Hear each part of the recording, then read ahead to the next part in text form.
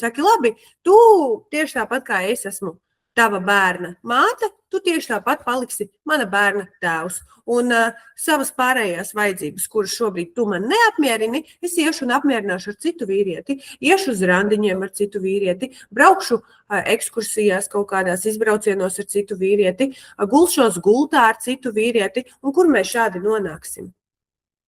Gatavojoties mūsu sesijai, paskatījos statistiku, Pasaules veselības organizācija norāda, ka pasaulē katru dienu tiek iegūts vairāk kā 1 miljons seksuāli transmisīvo infekciju gadījumu.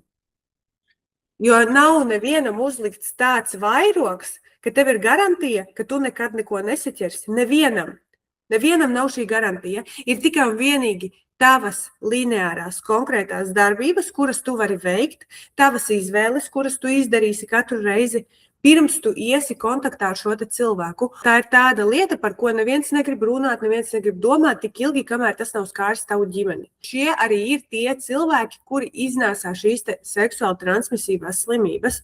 Un tajā brīdī, tad, kad tu paliksi stāvoklī, tev veica visas šīs analīzes, tu, paldies Dievam, noskaidroji, ka tu esi vesela, ja?